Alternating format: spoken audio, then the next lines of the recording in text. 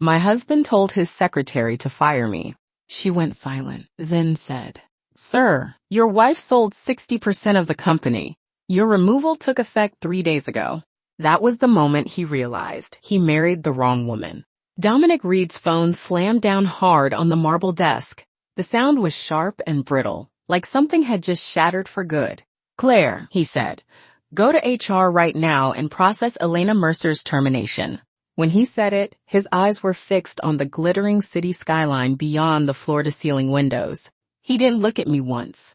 I stood about 10 feet across from his desk, still holding the cup of Blue Mountain coffee he'd asked for moments earlier. I'd ground the beans fresh myself. The water temperature was precisely 198 degrees Fahrenheit. The cup was his favorite bone china mug, brought back from Italy, one set of 6. Only 3 were left now. The other 3 had been shattered over the past 7 years in different arguments thrown by his hand. "Dominic, what did you just say?" My voice was calm when I asked. So calm, it felt unfamiliar even to me. Dominic finally turned around. He was 38 this year, impeccably maintained. His hair was perfectly styled, and the dark gray suit on him had been custom-made on Savile Row in London just last month, fitting him like a second skin. It was still the same face I had loved for 10 years. Only his eyes had completely changed. "I said," he replied slowly, "you're fired." He enunciated every word, each one like an ice pick driving straight toward me. "Before the end of today, clear out your personal belongings. Payroll will settle this month's salary according to standard procedure. No year-end bonus, no severance, not a cent." The office fell silent. The low hum of the central air conditioning became the only sound in the room. I gently set the coffee cup down on the coaster at the corner of his desk. The coaster was white, with a small embroidered name along the edge, Elena. I had stitched it myself. 7 years ago, right after we got married, I'd curled up on the couch of our tiny rental apartment and sewn that pair of coasters, stitch by stitch.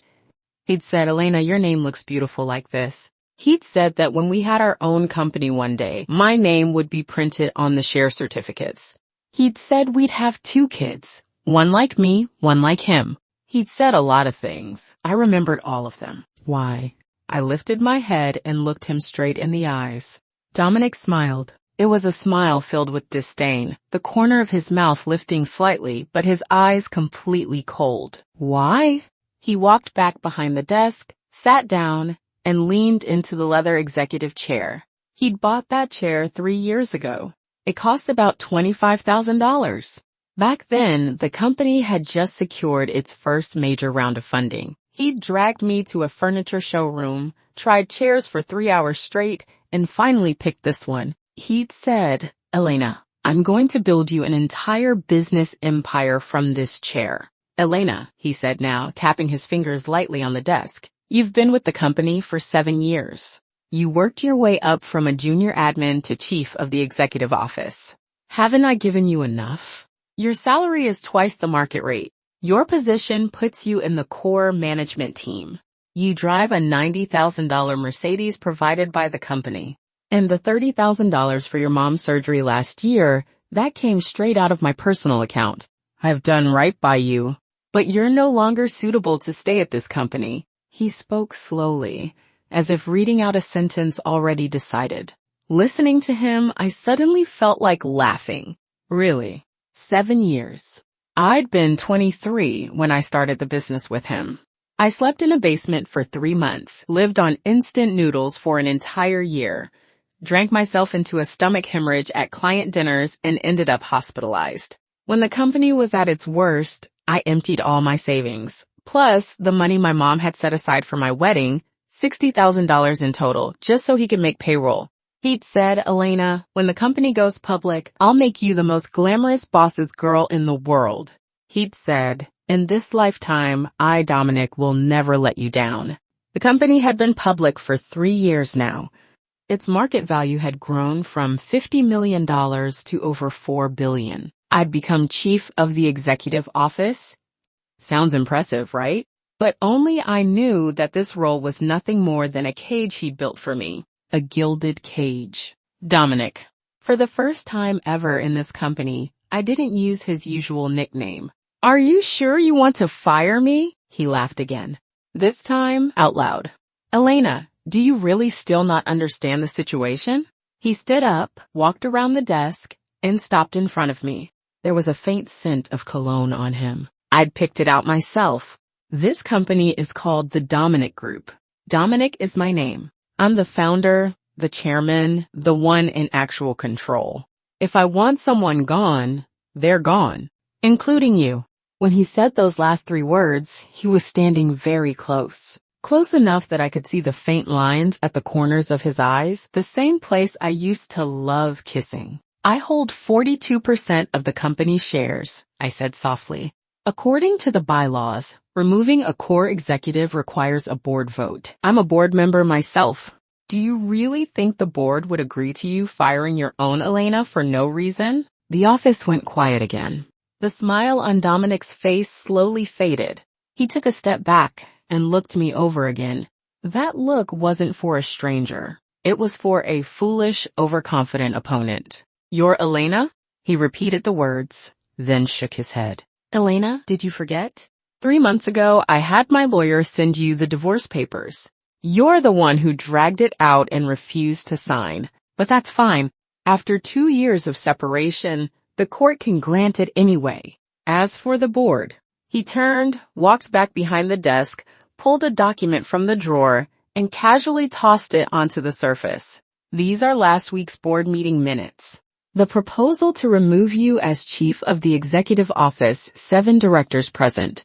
5 in favor, 1 against, 1 abstention. It's already passed. I stayed where I was. It felt like something had clenched hard around my heart. It hurt. But more than that, there was a cold, sinking sensation. Who voted against it? I asked. Dominic raised an eyebrow. Does it matter? It does. I took a step forward. I want to know who in this company still remembers what I once did as Elena. He looked at me for a long time. Then he suddenly smiled. There was a cruel kind of pity in it. It was Arthur. Arthur Hale, the tech director you recruited back then. He's now the VP in charge of R&D. He said that even if you didn't have outstanding achievements, you'd worked hard for the company and firing you outright was too heartless. So? I asked. So I gave him that courtesy. Dominic shrugged. Termination became a mutual separation. You can leave with dignity. To the outside world, it'll be a personal resignation. Compensation will be paid according to labor law. That's the last bit of dignity I'm willing to give you. Dignity. What an interesting word. I suddenly remembered that night 3 months ago. He came home at 2 in the morning. There was a strong perfume scent on him, not the one he usually wore. It was sweet, fruity. I'd been sitting on the living room couch waiting for him. When he saw me, he froze for a second, then frowned. You're still up this late? I was waiting for you. Waiting for what? I had work dinners. Work dinners that leave you smelling like another woman's perfume? The look on his face back then, I still remember it clearly. First, a flicker of panic crossed his face. Then it quickly turned into irritation. Elena, are you done yet? I'm exhausted from busting my back out there, and when I finally come home, I still have to be interrogated by you? I'm your partner. I can't even ask a question. Your partner. He let out a cold laugh. Look at yourself. How are you any different from those bitter spouses who track their partner's every move? It's been 7 years. Other than asking me where I am and who I'm with, what else do you do? Do you understand the company's business? Do you keep up with industry trends? When I talk to you, what is there to discuss besides household nonsense? Elena, we lost our common language a long time ago. After saying that, he turned and walked into the bathroom. The sound of running water followed. I sat on the couch, staring at the unopened gift on the coffee table. That day was our 7th wedding anniversary. I'd spent 3 months learning how to make it, crafting a tie for him by hand. Pure silk, deep blue, with subtle silver threads woven through it. He liked blue. He'd once said blue looked best on me, but that night, the tie stayed in its box. He never opened it. Not once. Later, I found out that night he hadn't gone to business dinners. He'd gone to celebrate another girl's birthday. She was 22, a recent graduate from a film school, signed with a talent agency and preparing to enter the entertainment industry. He bought her an apartment downtown. Over 3,000 square feet, a full-floor unit with a sweeping river view. The deed listed only her name. I learned all of this from his driver, old Joe. Joe had been with him for 8 years. I was the one who interviewed and hired him back then. Joe said, "Elena, I'm sorry. I really couldn't stand it anymore." He said that for the past 6 months, Dominic had gone there at least 3 or 4 nights every week. He said the girl's name was Iris Moore. "Elena?"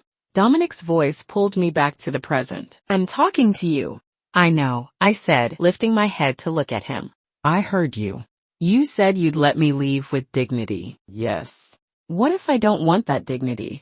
The expression on his face finally went completely cold. "Then don't blame me for not caring about our past. I'll have security escort you out. I'll have someone pack up your things and ship them to your place. Starting tomorrow, your access card will be deactivated across the entire company. Elena, don't force me to go that far." He spoke slowly, every word squeezed out through clenched teeth. I looked at his face, and suddenly, I remembered many years ago, also in this office. Now, back then it wasn't an office yet. It was a small rented loft in a creative park, less than 1,000 square feet, with 6 of us crammed inside. In the summer, there was no air conditioning, just 2 fans blowing directly at us. In the winter, the heating barely worked, and we wrapped ourselves in blankets while working overtime. That was the day we landed our first major contract. $1 million. For us back then, it was an astronomical number. He'd picked me up, spun me around in excitement, then dragged everyone downstairs to a street grill for barbecue. He drank too much, threw an arm around my shoulders, and shouted down the entire street. "Elena, in this lifetime, I, Dominic, will make sure you live a good life. I'll buy you the biggest house, drive the best car. I'll make sure everyone knows that you, Elena, are the woman I love most." The street lights of the night market glowed dim and yellow. There was light in his eyes. Back then, I believed every word he said. "Dominic," I said softly, "do you remember the second year after the company was founded when our cash flow collapsed and we couldn't make payroll? I went to a college friend of mine. She'd married into money. I begged her to lend us $70,000 to get through it. You held me and said, 'Elena, I'll pay this back, principal and interest.' Later, when the company stabilized and you wanted to repay her, I said no. It was my favor to return, and I'd handle it myself. Do you remember how I paid it back?" He didn't answer. He just looked at me. I went shopping with her for 3 days straight, bought over $20,000 worth of bags and clothes, and maxed out my credit cards. I messaged her every day, checked in on her, kept her company, listened to her complain about her mother-in-law and her partner. When her son had his birthday, I gave a $3,000 cash gift. When her father was hospitalized, I stayed at the hospital with her for 3 nights. All in all, it took me a year and a half to fully repay that favor. In the end, she didn't take a single dollar of interest on that loan. She said, "Elena, I helped you because when I went through my breakup back then, you stayed with me on the track field and cried with me all night." She said money doesn't matter. Friends do. My voice was steady, as if I were telling someone else's story. "Dominic, how many times in these 7 years have I helped you carry us through moments like that? Do you remember? Do you want me to count them for you? In the company's 3rd year, your decision-making mistake cost us over $4 million. The investors wanted to pull out. I went to them one by one, begged, negotiated, and kept them in. In the 5th year, competitors tried to poach our core team. I worked with headhunters and counter-poached 3 of their vice presidents instead. Last year, before the IPO, there were issues with the audit. I waited outside the SEC office for 3 days, begging for a chance to explain. "Have you really forgotten all of that?" The office was silent. So silent that I could hear the distant traffic outside the windows. Dominic stood there, expressionless. After a long time, he finally spoke. His voice was hoarse. "I haven't forgotten. But Elena, people change. The company needs to grow. I need a partner who can stand beside me and fight alongside me, not someone who only keeps score of old debts. I'm grateful for everything you've done for me. That's why all these years I gave you money, status, everything you wanted. But that doesn't mean you get to tie yourself to me for life. There's no love between us anymore. Can't you feel that? When he said that, his eyes were fixed somewhere else. Not on me. I suddenly laughed. I really laughed. Out loud. No love anymore. I repeated it. So that's why you went and found Iris. That's why you bought her a house, bought her a car, gave her opportunities, turned her into an influencer. That's why you got her pregnant. Dominic's face changed instantly. He snapped his head around and stared at me. How do you know that? How do I know? I stepped forward, stopping right in front of him. We were so close. Close enough that I could see my own pale face reflected in his pupils. Dominic, do you really think I'm that stupid? The flirty messages on your phone, the lipstick on your shirt collar, the perfume on you that wasn't yours, the nights you didn't come home until 3 a.m. Did you really think I knew nothing? I was just waiting for you to say it yourself. Waiting for you to say, Elena, let's end this. Waiting for you to say, I'm sorry. I fell in love with someone else. But you didn't. You didn't even have the courage to tell me the truth. All you know how to do is freeze me out, push me, and use the cruelest possible way to force me to leave on my own. My voice started to tremble. It wasn't an act. I was really shaking. For the past 3 months, I'd been waiting every single day. Waiting for him to come home, waiting for him to open his mouth, waiting for him to give me even one reason. But he never did. He just came home later and later carrying another woman's scent on him, looking at me with the coldest eyes, as if I were something disgusting. Dominic, I took a deep breath. In these 7 years, I've never regretted being with you. Even at our lowest point, I believed that as long as I was with you, we could survive anything. But now, I regret it. I regret giving the best 7 years of my life to a coward who doesn't even have the guts to say goodbye face to face. The office fell into a deathly silence. Dominic's face shifted from pale to red, then from red to an ugly shade of green. His fists clenched, loosened, then clenched again. Are you done? He finally spoke, his voice icy. If you're done, get out. Claire! He raised his voice and called toward the door. Come in. The office door was pushed open. Claire stood at the doorway, her expression awkward. She was 28, had worked under me for 4 years, and I'd trained her myself. Smart, capable, emotionally sharp. Most importantly, she knew her boundaries. Dominic, she replied softly. Take Elena to complete the separation paperwork, Dominic said. He turned his back to me, staring out the window. I want her termination certificate on my desk before the end of today. Claire stood there, unmoving. She glanced at Dominic, then at me. Her lips moved, as if she wanted to say something. What are you standing there for? Impatience was already clear in Dominic's voice. Dominic. Claire finally spoke. Her voice was light but steady. There's something I think you need to know. Dominic frowned and turned back. What is it? Claire walked in and gently closed the door behind her. She was holding a document. It was thin, only 2 or 3 pages. 3 days ago, the board issued a notice. Since you were on a business trip at the time, the document was delivered to me first. She paused, then looked up at Dominic. It's about your removal. Time seemed to freeze inside the office. Neon lights from outside filtered through the glass, casting shifting shadows across Dominic's face. For a moment, his expression went blank, as if he hadn't heard her, or rather, as if he had, but his mind refused to process it. What did you say? His voice was so light, it was almost inaudible. Claire took a step forward and gently placed the document on the desk. 3 days ago, the board held an emergency meeting and passed a resolution to remove you from your positions as chairman and CEO. According to the minutes, the reasons cited were major decision-making failures and actions that may have harmed the company's interests. The document had a light gray cover. Printed on it were the company logo and the bold words, Board Resolution Notice. It looked very official. Dominic stared at it for a full 10 seconds. Then he suddenly laughed. The sound was dry and rough, like it was being forced out of his throat. Claire, are you sure you didn't make a mistake? He reached out, picked up the document, and flipped it open.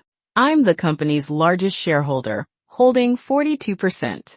Who has the authority to remove me? The rest of the board combined doesn't even hold 30%. According to the bylaws, removing the chairman requires approval from at least 2/3 of the board and shareholders representing more than 50% of voting power. Where did they get the votes? He spoke slowly and clearly, as if stating the most basic fact in the world. And he was right. I knew the Dominic Group's ownership structure very well. Dominic held 42%. He was the largest shareholder. I held 10%, the third largest. Several early investors together held around 15%. The rest were public shares and small shareholders. There were 7 board members in total. Dominic held 1 seat. I held 1 seat. Arthur held 1 seat. The remaining 4 were investor representatives. Under normal circumstances, no one could shake his control. Unless Dominic. Claire's voice interrupted my thoughts. Her expression was complicated, nervous, uneasy, and something else, hesitation that was hard to describe. This resolution is valid because, she paused, took a deep breath. Before the meeting, the ownership structure of 2 shareholders changed. One of them was Elena. She looked at me. 3 days before the meeting, Elena transferred all 10% of her shares to Starlight Capital. Starlight Capital. The moment he heard those words, Dominic's face changed completely. It went stark white. What did you say? His voice shot up. Starlight Capital. Silas Carter's Starlight Capital? Yes. Claire nodded. The transfer has been fully completed. The registration update was finalized yesterday. Starlight Capital now holds 10% of the company and has become the 4th largest shareholder. The office became terrifyingly quiet. Dominic stood there, completely still. He was still gripping the document, the edges of the paper trembling slightly from the force in his hand. And, after a long time, he finally spoke. His voice was hoarse. Who's the other shareholder? Claire bit her lip. Her fingers instinctively twisted together. It was something she did whenever she was nervous. The other one was you, she said. Me? Dominic snapped his head up. What did I transfer? You had 8% of your shares pledged to Harborview Trust a month ago. Claire's voice grew softer and softer.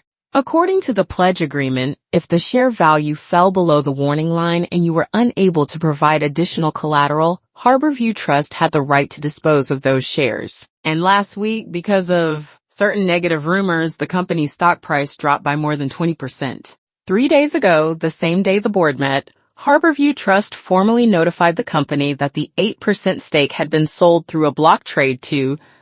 She stopped. Didn't finish the sentence. But Dominic already understood. His body swayed, as if he'd been punched hard in the back. Sold to whom? He asked, each word squeezed out between his teeth.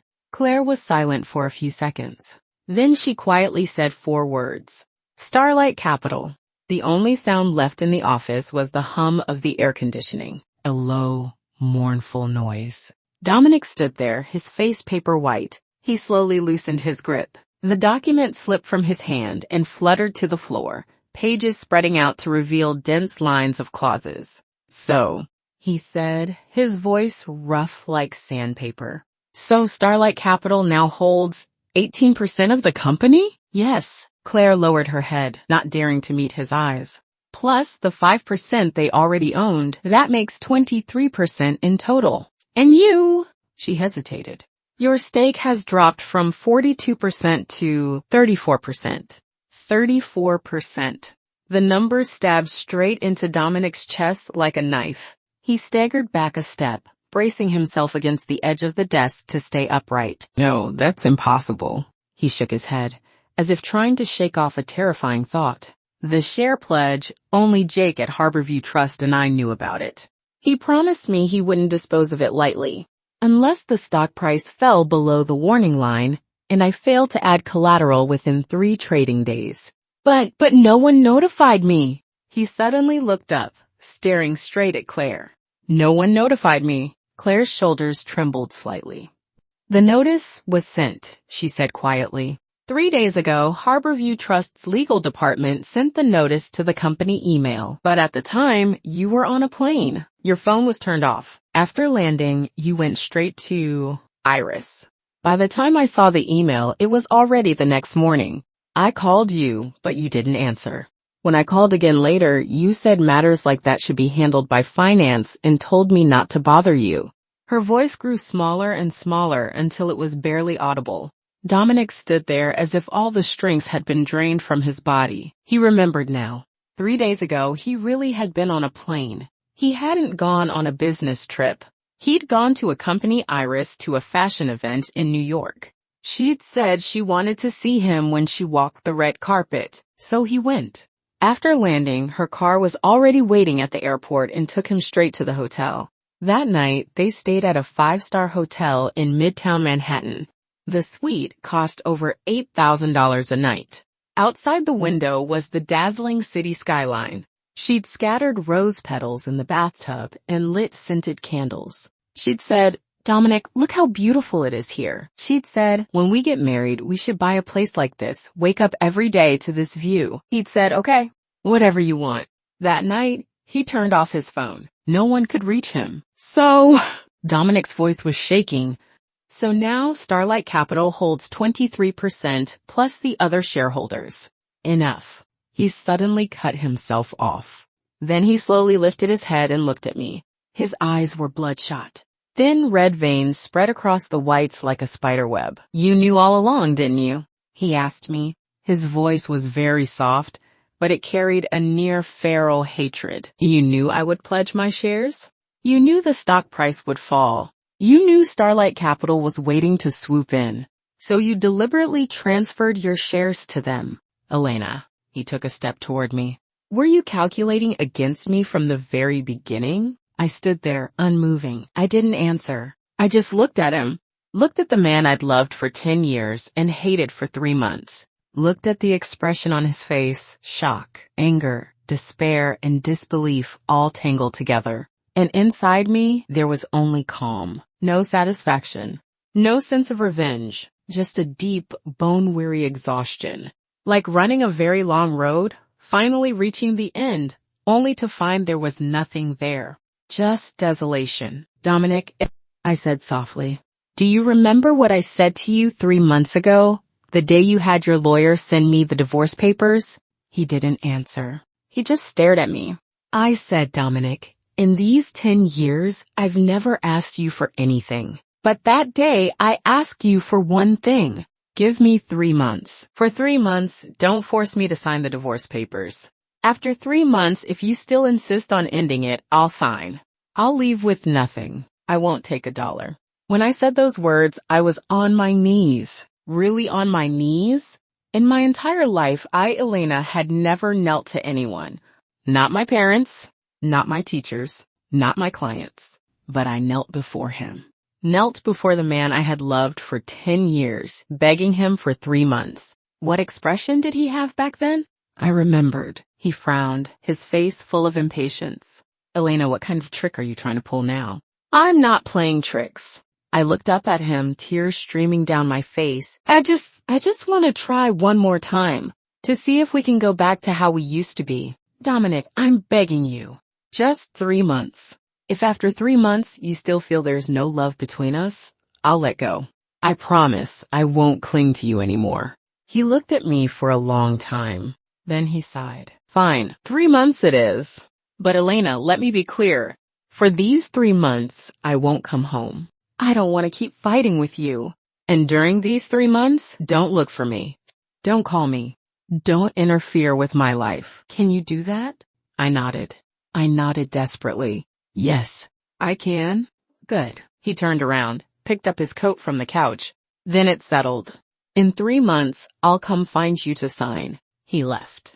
Didn't look back once. And after that day, he really never came home again. Not once. For those 3 months, I waited every single day. I said quietly, my voice unusually clear in the silent office. "Waiting for you to come home. Waiting for even a single message from you. Waiting for you to remember it was my birthday. waiting for you to remember our wedding anniversary. But you didn't. Not once. You took Iris to the Maldives, to Paris, to Tokyo. You posted photos of her online. You deleted them quickly, but I saw them. You celebrated her birthday by booking an entire restaurant and giving her a Porsche. You even took her to meet your mother. I paused. My throat tightened. Your mom called me and said, Elena, don't blame Dominic. Men are just like this. She said the girl was pregnant. A boy. She said the Reed family couldn't be without an heir. She said, don't worry. When you divorce, I won't treat you unfairly. What's yours? You'll get every cent. She also said, I suddenly laughed, but tears slid down my face. She also told me not to make a scene, that making it big wouldn't be good for you or for the company. She said you weren't young anymore, that it wouldn't be easy to find someone else. She said taking some money and living out the rest of my life quietly was a good outcome. Dominic, I looked straight into his eyes. When your mom said all of that, where were you? You were with her at a prenatal checkup. You posted her ultrasound online and wrote, my little prince. Do you remember? I stared at that photo all night, until my eyes were swollen, until the sky turned light. Dominic stood there, completely still. His lips moved as if he wanted to say something, but in the end, not a single word came out. During those 3 months, I thought about a lot of things. I raised my hand and wiped the tears from my face. I wondered if I had done something wrong. If my temper was too bad, if I argued with you too much, if I was too busy and neglected you, if I had gotten old, not pretty anymore, and that was why you stopped loving me. I even went to see a therapist. I told her, doctor, please help me. My husband doesn't love me anymore. What should I do? She told me to love myself first. She said, Elena, you have to be yourself before you are anyone's wife. She said that if a relationship only brings you pain, then you should leave. But I didn't want to leave. I couldn't bear it. I couldn't bear to let go of those 10 years, the hardships we endured, everything we built together. I was like a fool clinging to memories that had already rotted away, refusing to let go. Until that day, I took a deep breath. Until that day at the hospital when I saw you two, it was a Saturday. My mom had been hospitalized for high blood pressure, and I was there to keep her company. In the afternoon, I went down to the first floor to pick up her medication and pass by the obstetrics department. And then I saw them. Dominic and Iris. He had his arm around her waist, careful and protective, as if he were holding something fragile. She leaned into his arms, smiling sweetly. They came out of the exam room, test results in hand. He lowered his head and kissed her on the forehead. That gesture, I knew it too well. 10 years ago, when I was pregnant, he did the same thing every time he accompanied me to a prenatal checkup. He would kiss me outside the exam room and say, Elena, you've worked hard. He said that once the baby was born, he would cherish both of us. Later, we lost the baby. At 8 weeks, the pregnancy stopped developing. I lay on the operating table, crying until my heart felt torn apart. Outside, he smoked cigarette after cigarette. After that, my health never fully recovered. The doctor said it would be very difficult for me to get pregnant again. He held me and said it didn't matter. We had each other, and that was enough. He said, Elena, you are my child. I'll spoil you for the rest of my life. When vows are spoken, they're all real. And when they can't be kept, that's real too. I stood at the other end of the corridor watching you. My voice was calm. So calm, it sounded like I was telling someone else's story. Watching you carry her bag for her. Watching you squat down to tie her shoelaces. Watching you touch her belly, that smile on your face, gentler than anything I'd seen in a very, very long time. In that moment, I finally understood. It wasn't that you couldn't love anymore. You just didn't love me anymore. You loved someone young, beautiful, someone who could give you a child. Not me. Never me. Dominic's face went paper white. He opened his mouth as if to speak, but in the end, he simply lowered his head in defeat. So, his voice was hoarse. So that's why you sold the shares to Silas. You know he's my biggest competitor. You know he's been dreaming of bringing me down. Elena. He looked up, his eyes bloodshot. Do you hate me that much? Hate? I looked at him, at the man I once loved to the marrow of my bones, and suddenly found it absurd. Dominic, do you remember who Silas is? I asked. He frowned. Of course. The owner of Xingyao Capital. He's been competing with us for projects these past few years. That Eastern District land. He's Luna Carter's brother. I cut him off. Luna, my college roommate. The one who lent us $500,000 when we had nothing. Later, her husband cheated on her. They divorced, and she lost half her assets. She fell into depression and nearly killed herself. I was the one who stayed with her day after day, helping her survive. Her brother Silas was abroad at the time. When he found out, he called me personally. He said, Elena, thank you. I'll remember this favor for the rest of my life. He said, if you ever need anything, come to me. For 7 years, I never went to him. Not once. Until 3 months ago, I walked a few steps forward, stopping by the window. Outside lay the city's most dazzling nightscape. Skyscrapers, lights blazing. Behind every light was a home, a story. Our story was ending too. When I transferred the shares to him, I said one thing. I said, Silas, I don't want money for this 10%. I only have one condition. I want Dominic to end up with nothing. My voice was soft, as light as a feather. But to Dominic, it landed like a sledgehammer, smashing down without mercy, shattering his soul. You, he pointed at me, his finger trembling. You're insane. Insane. I turned to face him. Dominic, compared to what you did to me, what is this? For 3 months, I watched you show off your love with another woman. I watched your mother tell me to be magnanimous. I watched you plan how to push me out. I watched you throw away 10 years of our relationship like garbage and stomp on it for good measure. I watched you crush my heart, my dignity, everything I had inch by inch. And now you tell me I'm insane? I laughed. Tears fell again. This time, I didn't wipe them away. Yes, I am insane. Driven insane by you.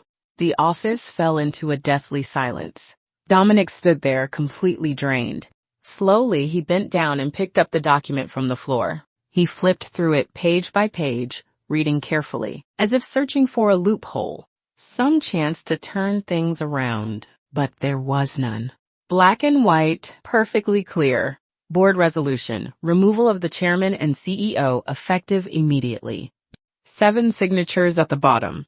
Arthur's. 3 other investors. And Silas's? Xingyao Capital now held 23% of the shares, making it the second largest shareholder after Dominic. Combined with several other investors who had long been dissatisfied with him, the votes were enough. No. Dominic shook his head and suddenly looked up at Claire, the secretary. That's impossible. Even with Xingyao 23% plus the others, it can't exceed 50%. I'm the largest shareholder. I have 34%. According to the company charter, major decisions require a 2/3 majority. Dominic. Claire cut him off. Her voice was gentle, yet it pierced his heart like a blade. You forgot. Before Elena transferred her shares, you held 42%. But now you only have 34%. And the condition for passing a board resolution is approval by more than 2/3 of the voting rights of shareholders present. At this extraordinary board meeting, aside from you, all 6 other directors were present. Their combined voting rights already exceeded 66%. 66%. The number exploded in Dominic's mind like a thunderclap. He froze, as if he couldn't comprehend it. What does that mean? He murmured. What does that mean? It means you are no longer the company's actual controlling party. Claire's voice was calm, almost cruel in its calmness. From 3 days ago, when this resolution took effect, you ceased to be the chairman and CEO of the Dominic Group. You are now merely one of the company's shareholders. And according to the resolution, you are required to complete the handover of all duties and vacate this office within 3 working days. The new chairman will be elected at next week's shareholders meeting. At present, the most likely candidate is... She paused and looked at me. Then, softly, she spoke a name. That name was all too familiar to Dominic. It was the man who had been his greatest rival in the business world for the past 3 years. The troublemaker he had denounced again and again in board meetings. The despicable bastard he had cursed under his breath more times than he could count. And now, that man was about to take his seat. To become the new master of the Dominic Group. No, impossible. Dominic shook his head and stumbled backward, retreating until his back hit the wall. Only then did he barely manage to steady himself against the cold surface. I'm the founder. This company was built by my own hands. Without me, there would be no Dominic Group today. They can't do this to me. They can't, he muttered to himself like a madman. Then suddenly he lifted his head and stared straight at me.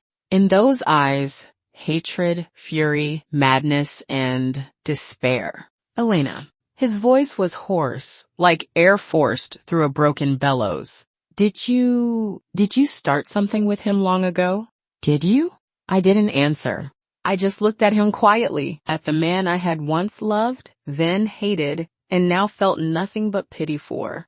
Dominic, I said softly, for these 3 months I gave you countless chances. I waited for you to turn back. I waited for you to remember that what lay between us wasn't just Lee, not just shares, not just money. I waited for you to remember that we once loved each other. But you didn't, not once. All you could see was that young, beautiful girl. All you cared about was the child in her belly, your so-called new life. To you, and those 10 years, had long become a burden, an obstacle. Baggage you were desperate to throw away, so I helped you throw it away. In my own way, I turned and walked to the office door. My hand rested on the doorknob, pausing for a moment. Oh right, I looked back at him. There's one more thing I forgot to tell you. The child in Iris's belly isn't yours. Last month, she went to Sonia with a film producer and stayed at a hotel for 5 days. The producer's wife made such a scene that it reached their company. Everyone in the industry knows now. Everyone except you. Dominic jerked his head up. His eyes were filled with utter, unbelievable shock. What did you say? I said. I enunciated every word, slow and clear. The son you've been longing for isn't yours. Go get a paternity test. Though you may not even get the chance. With that, I pulled the door open and walked out. Outside was a long corridor.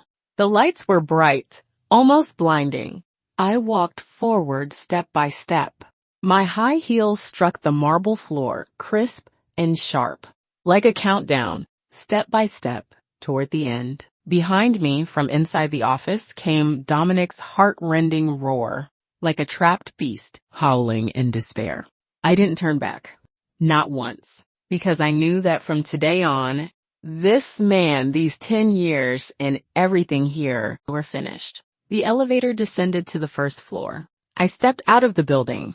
The night wind brushed against me, a little cold. I pulled my coat tighter and looked up at the sky. There were no stars, only thick clouds blocking out all the light. Just like how I had felt every day these past 3 months. But now, behind those clouds, it seemed like a faint glow was breaking through. Very weak, but it was light. I took out my phone and dialed a number. It rang for a long time before someone picked up. A gentle male voice. Elena? Silas. My voice was calm. It's done. There was silence on the other end for a few seconds. Then Silas let out a soft sigh. You've been through a lot. It wasn't hard, I said. This is what I had to do. What are you planning next? I don't know. I looked at the stream of cars passing by and suddenly felt tired. Maybe I'll rest for a while. That's good. Silas paused. My sister asked me to tell you. She's waiting for you at the old place. She says she's buying you a drink. Until you're drunk. I smiled. My nose stung slightly. Okay. Tell her thank you for me. And thank you too. Elena. Silas called my name, his voice serious. This is something I should have said a long time ago. I'm sorry. If I had come back earlier 7 years ago, if I had paid more attention to Luna, you wouldn't have. It's all in the past. I cut him off. Silas, it's over. Things are fine the way they are now. Really. There was another stretch of silence on the line. All right, then let's have a meal together sometime. Sure. Sometime? I hung up and stood by the roadside looking at the city I had lived in for 10 years. I suddenly remembered the day, many years ago, when Dominic and I first came here. We had dragged 2 suitcases and stood outside the train station, staring at the skyscrapers ahead. He had said, "Elena, one day I'll make sure we have a home of our own here." I had said, "Okay, I'll wait." Now, 10 years had passed. I had a house. I had a car. I had more money than I could ever spend. But I no longer had a home. The man who once promised to give me one had destroyed it with his own hands. My phone rang again. It was Claire, the secretary. I answered. "Elena." Her voice was hesitant. "Dominic, he's smashing things in the office. Security went up, but they don't dare stop him. He's extremely agitated. He keeps shouting your name." "What do you think?" "Call the police," I said. My voice was calm. "If he refuses to leave, let the police handle it. The company has surveillance cameras. Charge him for every item he damages, at full value. Deduct it from his 34% shareholding." "All right, I understand." Claire paused. "There's one more thing." "Go on." "Dominic's mother called the company just now. She wants to see you. I told her you'd already left the company. She didn't believe me and demanded your contact information. I didn't give it to her. But she said she'll go to your home and wait for you. She asked me to pass along that some things are best discussed face to face. Otherwise, it won't be good for anyone." I tightened my grip on the phone. What was coming had finally arrived. "I know," I said. "Thank you." "You're welcome, Elena." Claire's voice suddenly dropped. "Elena, may I ask you a question?"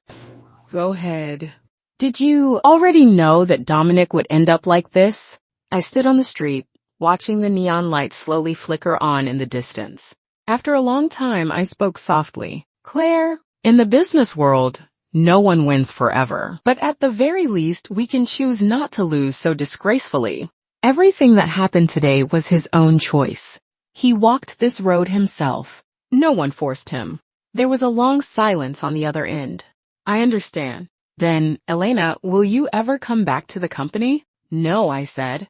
"There's nothing left here that I care about. I wish you all the best. Goodbye." I hung up and flagged down a taxi. "Driver, Ben High Garden." The car pulled away. The scenery outside the window rushed backward, like the past 10 years flashing before my eyes, frame by frame. The good, the bad, the sweet, the bitter. All of it was over. The car stopped at the entrance to the complex. I paid the fare, got out, and walked toward home. As soon as I reached downstairs, I saw that familiar figure, Dominic's mother, my mother-in-law, Mabel. She was wearing that dark green silk coat, her hair combed immaculately into place, a delicate crocodile skin handbag hanging from her arm. She stood under the streetlight, her face dark and heavy, as if water might drip from it at any moment. The moment she saw me, she strode over. "Elena." Her voice was cold. "We need to talk." The streetlight cast a dim yellow glow. Under it, the wrinkles on Mabel's face, usually hidden beneath layers of foundation, were all exposed. She was 62 this year, but well-maintained, looking no more than 50. After Dominic made money, she went to the beauty salon 3 times a week, without fail. Her skincare products cost tens of thousands a set. She often said that a woman had to be good to herself, especially someone like her. With a successful son, she deserved to enjoy life, and she did. Living in a luxury apartment bought by her son, driving the Mercedes he bought her, playing mahjong every day, getting beauty treatments, competing with other old ladies over whose son was more filial. She had always been proud of Dominic, and she had always disliked me. "Mom," I said, addressing her. I had called her that for 10 years, at first sincerely, then perfunctorily. Later, out of habit. Now it was probably the last time.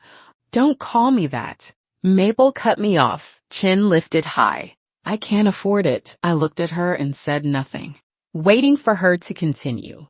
"Elena, let me ask you something." She took a step forward, standing very close to me, so close I could smell the heavy perfume on her. Chanel No. 5. Dominic had brought it back from France for her. "Did you sell the company shares to outsiders?" She stared straight into my eyes, enunciating every word. Did you try to destroy Dominic? The night wind blew past, a little cold. I pulled my coat tighter and nodded lightly. Yes. Just one word. Clean and decisive. Mabel's face changed instantly, from dark to livid. She pointed at me, her finger trembling. You ungrateful wretch. Didn't Dominic treat you well? Huh? He fed you, clothed you, gave you money to spend. He made you the CEO's wife. Let you live in a big house and drive nice cars. And this is how you repay him? Her voice was loud, piercing in the quiet night. A neighbor passing by glanced over, then quickly lowered their head and walked away. I didn't move. I didn't speak. I just looked at her quietly, waiting for her to finish yelling. Elena, I'm telling you. She was panting now, her chest heaving violently. If you don't get those shares back today, I'll sue you. I'll sue you for transferring marital property. I'll sue you for maliciously harming the company's interests. I'll make sure you don't get a single cent, and you'll go to jail. She was so agitated that her spittle nearly sprayed onto my face. I took a step back. Mom, I said calmly. First, that 10% of shares is my premarital property. When the company was founded, I put in $400,000. That was all my savings, plus the dowry my mother prepared for me. The agreement we signed back then clearly stated that those $400,000 bought 10% of the shares. These 10 years, even after the IPO and dilution, my shareholding never changed. So this is not marital property. It's my personal property. I can sell it to whoever I want. You can sue me anywhere you like. It won't help. Mabel froze. She opened her mouth wanting to argue, but for a moment couldn't find the words. Second, I continued. You said Dominic treated me well. Yes, he did. So well that he kept a mistress outside. So well that he got that woman pregnant. So well that he kicked me out of the company. So well that he wanted me to leave with nothing. This kind of good. Do you want it? If you do, I'll give it to you for free. Mabel's face flushed red, then pale. Well, isn't that because you yourself are useless? She finally found an opening, her voice turning sharp again. Married for 10 years and you still couldn't give birth to a child. Our Reed family can't end its bloodline. What's wrong with Dominic finding someone else to have a child? Wrong? I laughed. I really laughed, so hard my eyes almost filled with tears. Mom, do you remember why I couldn't have children? Mabel Reed's expression stiffened. That was an accident. Yes, an accident. I nodded. But do you remember how that accident happened? She fell silent. Her gaze began to dodge. When I was 8 weeks pregnant, you came from your hometown saying you'd take care of me. In reality, you came to pressure me. You said I had to give birth to a son, that the Reed family couldn't lose its lineage. I said, Mom, it's the modern age. Boys and girls are the same. You said, not the same. Girls are a loss. When they grow up, they belong to someone else's family. I didn't want to argue with you, so I went back to the bedroom to rest. You chased after me, pointed at my stomach and cursed me for being useless, saying I was carrying a girl. I asked how you knew it was a girl. You said you'd had someone calculate it, definitely a girl. You told me to abort it. I refused. You cried, you screamed, you rolled on the floor. You said I was unfilial, that I was going to end the Reed family line. When Dominic came home, you grabbed him, crying and snotting, saying I was unreasonable, that I didn't think of the family. He tried to persuade me. He said, Elena, maybe just abort it for now? He said we were still young. We could have another later. He said his mother was old and that I shouldn't argue with you. I cried the entire night. The next day, I went to the hospital by myself. When I lay on the operating table, the doctor asked me if I thought it through. I said yes, and then the baby was gone. After I came out of surgery, I hemorrhaged badly, nearly died. The doctor said my uterus was severely damaged and that it would be very hard for me to get pregnant again. Do you know what Dominic said back then? I looked at Mabel, at her face growing paler and paler. He said it was okay. We could adopt.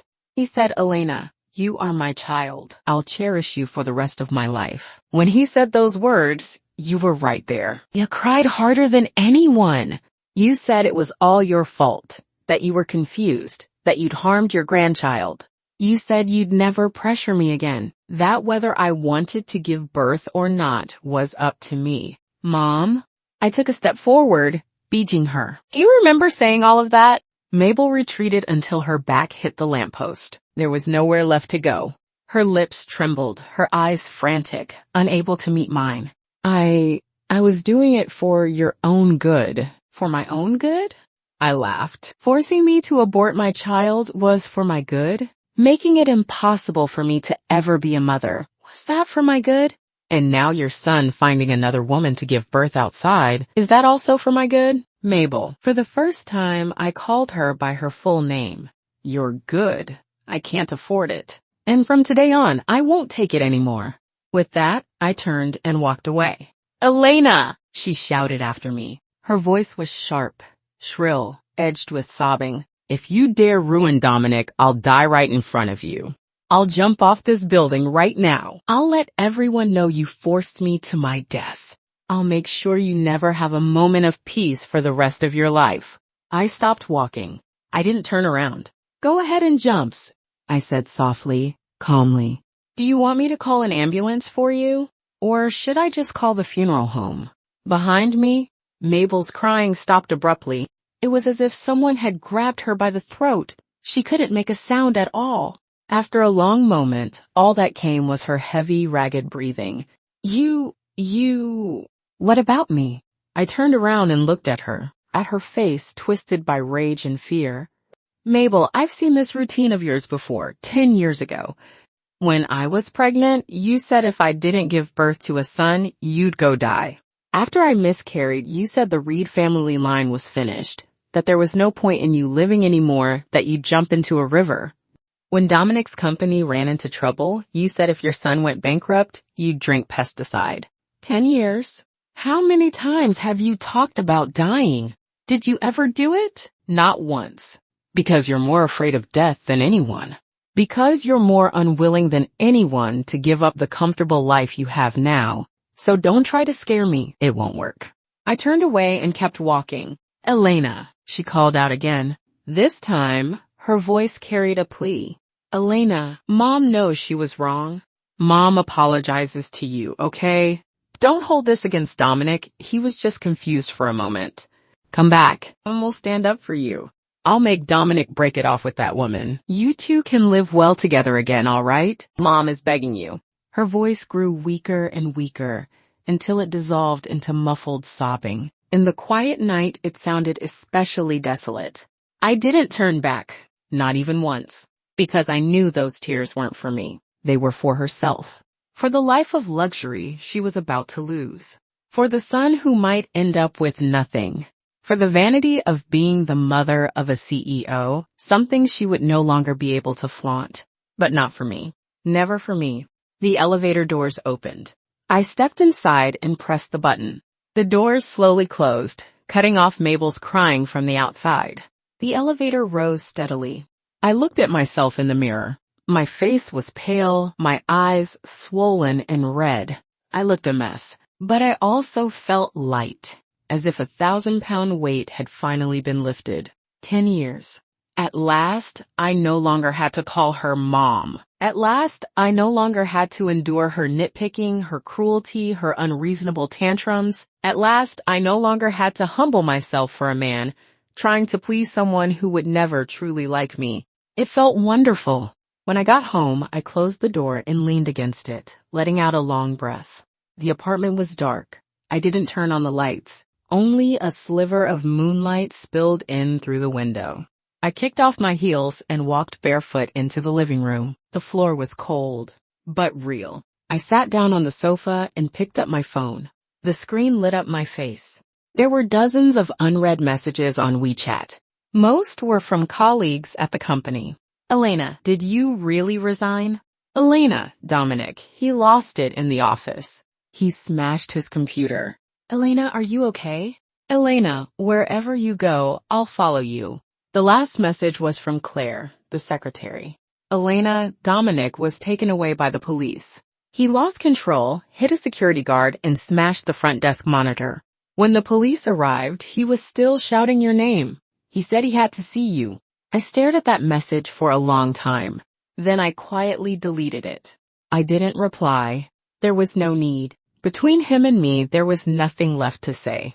Everything that needed to be said had already been said. Everything that needed to be done had already been done. Now there was only one last step left. Divorce. My phone rang again. This time, it was an unfamiliar number. I answered it. Hello. May I speak to Ms. Elena? A man's voice, polite and professional.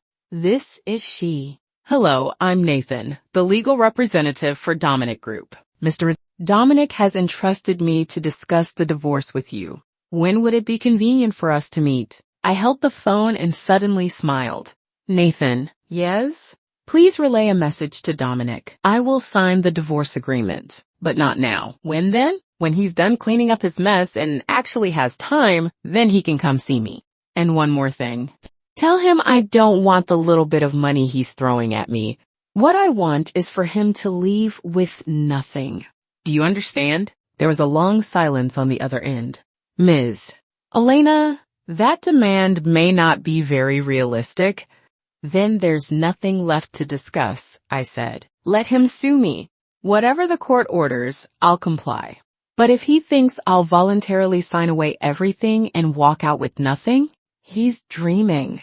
I hung up, blocked the number, then powered off my phone. The world finally became quiet. I lay back on the sofa, staring at the ceiling. Suddenly, I felt exhausted, utterly exhausted. Like I'd just run a marathon, drained of every last bit of strength, but also light. Lighter than I'd ever felt before. I didn't know how much time passed. Then the doorbell rang. I opened my eyes and checked the time. 11 pi. Aim? Oh? Who would come at this hour? I got up and walked to the door, peering through the peephole. Two people stood outside. A man and a woman. The man was Silas. The woman was Luna. I froze for a moment, then opened the door. Why are you here? To check on you. Luna stepped inside and grabbed my hand. Her hand was cold, but her grip was firm. Elena, are you okay? I'm fine, I said, shaking my head. What could be wrong? Fine. Luna looked me up and down, her eyes reddening. Look at you. You've lost so much weight. Your face looks terrible, and your eyes are all swollen. That bastard. Did he bully you again? No, I said. He can't bully me anymore. Luna stared at me for a long time. Then she suddenly pulled me into a hug. Silly girl. Her voice trembled. You've suffered so much. Why didn't you tell me earlier? Why did you carry it all by yourself? Are we sisters or not? I leaned against her shoulder, my nose suddenly stinging. Luna, don't say anything. She patted my back. It's all over now. From now on, your big sister has your back. If anyone dares bully you again, I'll be the first to kill him. She said it fiercely. But it was warm. I smiled. Tears slipped down anyway. Thank you. Thank you for what? She let go of me and wiped her eyes. Come on, let's drink. My brother brought a great bottle. Tonight, we're not stopping until we're drunk. In the living room, Silas opened a bottle of red wine and poured 3 glasses. I've kept this bottle for 10 years, he said. Couldn't bear to drink it. Tonight, here's to Elena's rebirth. Cheers. The 3 glasses clinked together softly. The sound was crisp, like a ritual. A farewell to the past. A welcome to a new life. After several rounds of drinks, Luna was a little drunk, clinging to my arm and rambling. Elena, I'm telling you, men are all trash. My ex-husband talked such sweet nonsense when he chased me, swore he'd love me forever. And what happened? 3 years into marriage, he was already keeping a mistress. When I caught him, he had the nerve to say I couldn't give him a son. What was wrong with him finding someone else to do it? Fuck him! I must have been blind to fall for someone like that. Divorce. Absolutely divorce. Not a cent less in assets, and I'll fight to the end for custody of the child. And now look, his company's bankrupt. The mistress ran off. He deserves it. Karma? She cried and laughed at the same time. I held her and gently patted her back. It's all over now. Yes, she said, lifting her head, eyes red. It's all over. Elena, she asked, looking at me, what are you going to do next? I haven't fully decided yet, I said. Maybe I'll rest for a while. Travel. Clear my head. Then I'll do something I actually want to do. I want to open a studio. Brand strategy. These years at the company, I've built a lot of resources and connections. I think I can make it work. You definitely can. Luna nodded hard.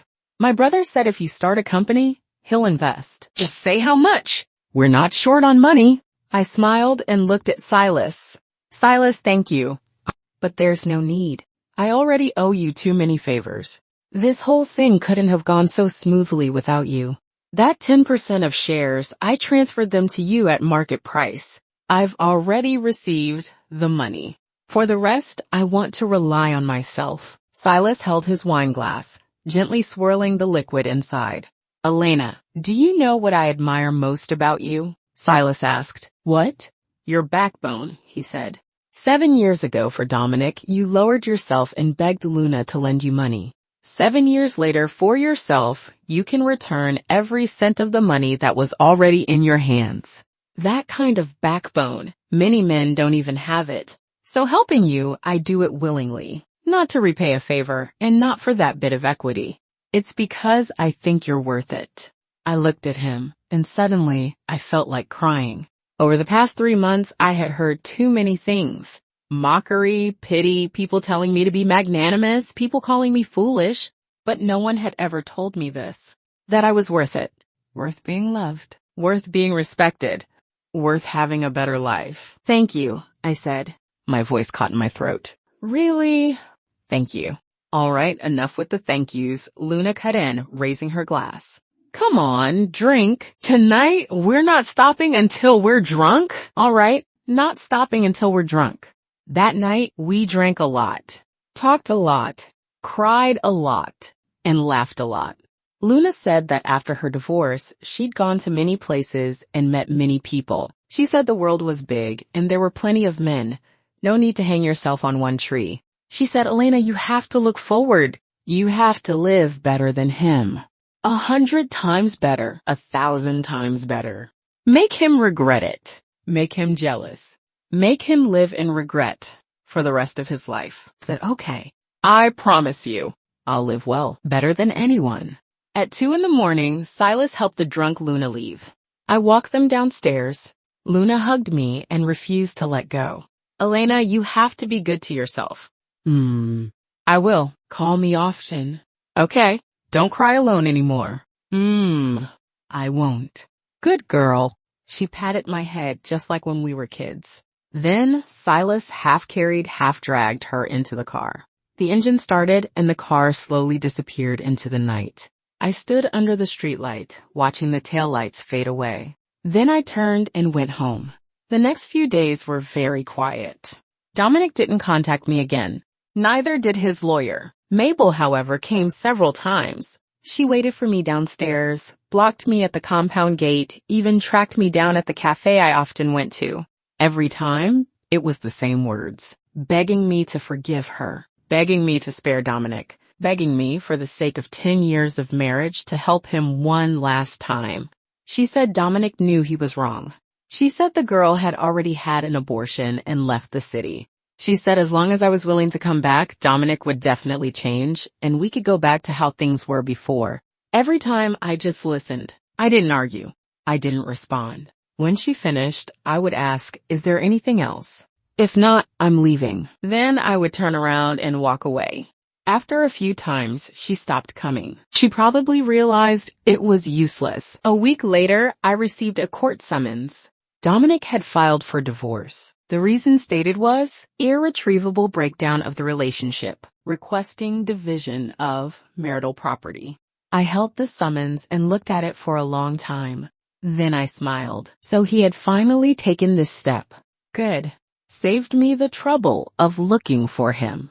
On the day of the hearing, the weather was beautiful. Bright sunshine. Not a cloud in the sky. I wore a white shirt, black suit pants, and light makeup. The person in the mirror looked composed, much thinner than 3 months ago. but also much sharper. Luna came with me. She said, I've got to be there to back you up. I can't let him think no one wants you anymore. I laughed and said, okay. In the courtroom, I saw Dominic again. He had lost a lot of weight. His eye sockets were sunken, his beard unkempt. He looked 10 years older. He was still wearing the same suit as before, but it hung loosely on him now. When he saw me, his expression was complicated. Hatred, anger, resentment, and something I couldn't quite read. Like regret or unwillingness. I didn't look at him. I walked straight to the defendant's seat and sat down. The judge struck the gavel and announced the opening of the court. Dominic's lawyer began his statement. He said our relationship had broken down. He said Dominic was willing to give me part of the assets just to finalize the divorce quickly. He said one of Dominic's properties could be transferred to me. He said half of the savings could be given to me. He said the company's shares, though greatly depreciated, could still be partially liquidated for me. He said Dominic had done all he could and hoped I would know when to stop. I listened quietly. When he finished, I finally spoke. Your Honor, I have something to say. Go ahead. I agree to the divorce, I said. But I do not agree with the asset division he proposes. Why? Because during the marriage, he committed serious misconduct. I took out a thick stack of documents from my bag and handed them to the judge. These are chat records, hotel records, and transfer records between Dominic and a third party, Iris. They prove that during the marriage, he maintained a long-term improper relationship with another woman.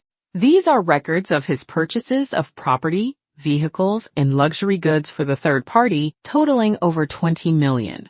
These constitute squandering of marital assets. This is evidence that, without my knowledge, he privately pledged company shares, resulting in their disposal and causing massive losses to the company.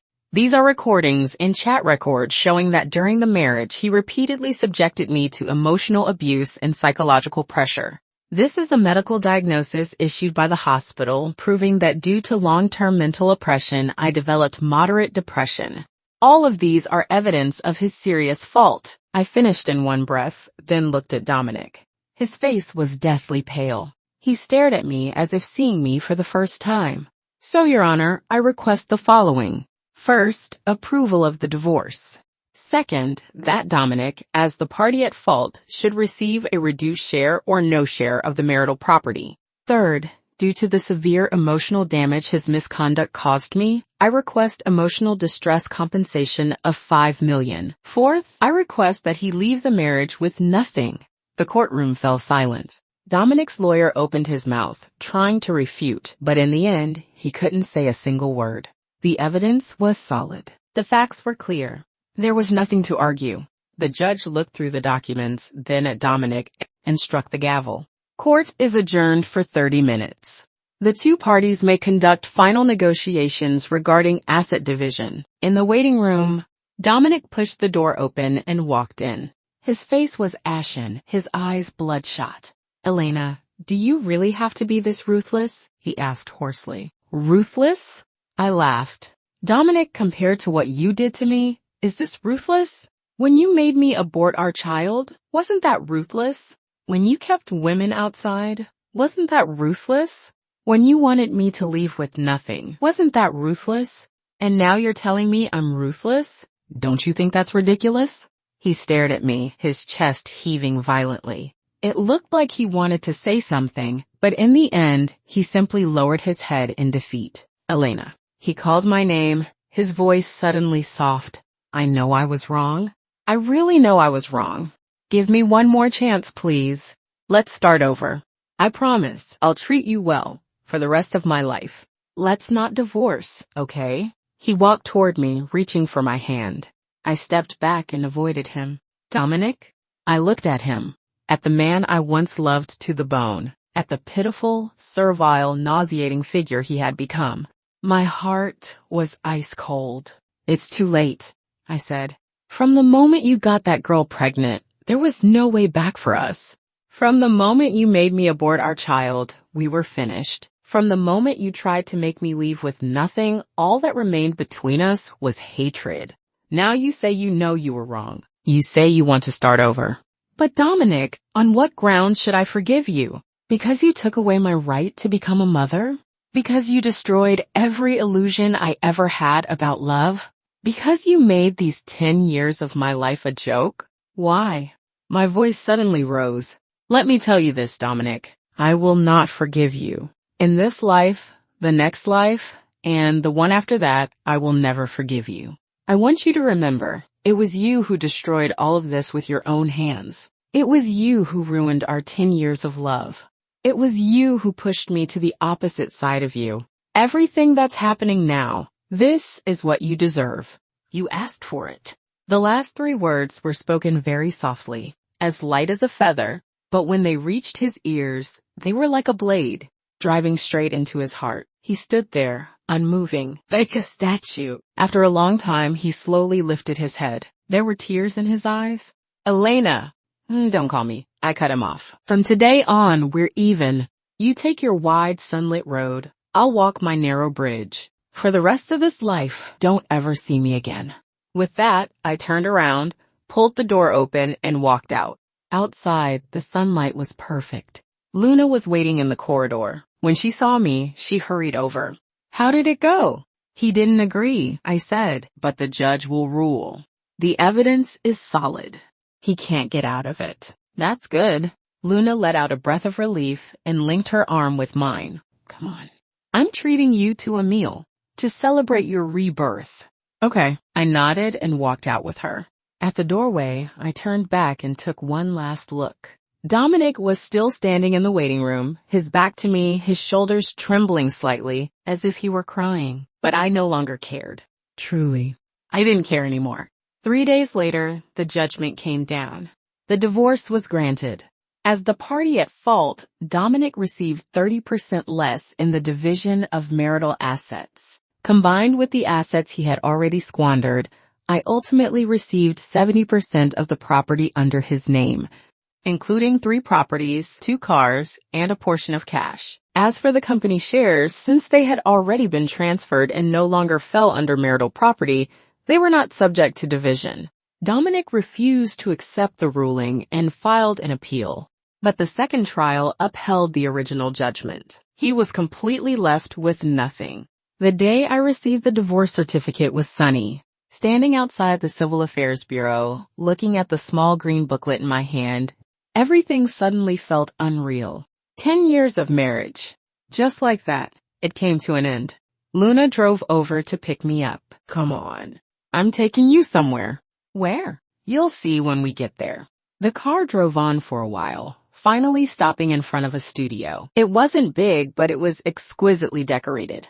Floor-to-ceiling windows, natural wood furniture, green plants scattered throughout, warm and inviting.